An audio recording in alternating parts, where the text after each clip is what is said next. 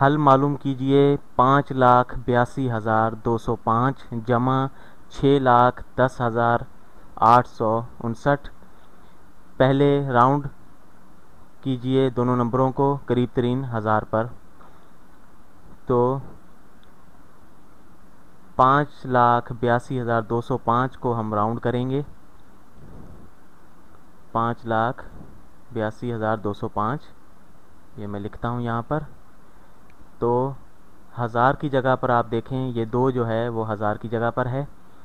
तो हम दाएं जानिब जो देखेंगे ये 2 है, ये 5 है या 5 से बड़ा है तो हम इसे राउंड अप करेंगे, अगर 5 से छोटा है तो हम इसे राउंड डाउन करेंगे। ये 2 है, 5 से छोटा है तो इसे हम राउंड डाउन करेंगे। ठीक है, तो ये हो जाएगा 5,82,000।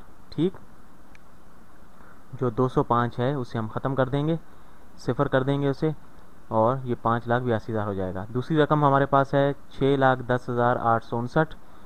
तो 6,10,859 इसमें आप देखें कि हज़ार की जगह पर जो है वो ये सिफर है। ठीक, और जो है दाएं जानिब ये 8 है, ये 5 से बड़ा है तो यकीनन हम इसे राउंड अप करेंगे। तो इसे हम राउंड अप कर देंगे, तो 6,10,000 जो है ये हो जाएगा 6,11,000। ठीक, क्योंकि 10 जो है वो 1 बढ़ाएंगे तो 11 हो जाएगा, 11,000 हो जाएगा। 6,11,000 हमने इसे राउंड कर लिया। अब हम इन दोनों को जमा कर लेंगे। तो अब हम इन्हें जमा करते हैं। तो सिफर जमा सिफर सिफर, सिफर जमा सिफर सिफर, सिफर जमा सिफर सिफर, 2 जमा 1 3, 8 जमा 1 9, 5 जमा 6 11।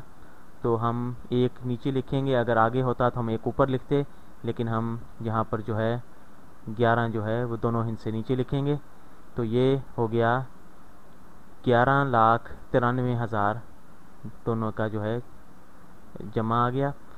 इसके कारामद होने की वजह यह है कि अगर आपको कोई ये दोनों रकमें दे और आप इसको हज़ार पर राउंड करके अपने दिमाग में इसे आसानी के साथ हल कर सकते हैं, तो अगर आप इसे हज़ार पर राउंड कर दें तो इन राउंड शुदा रकमों को आप आसानी के साथ हल कर सकते हैं।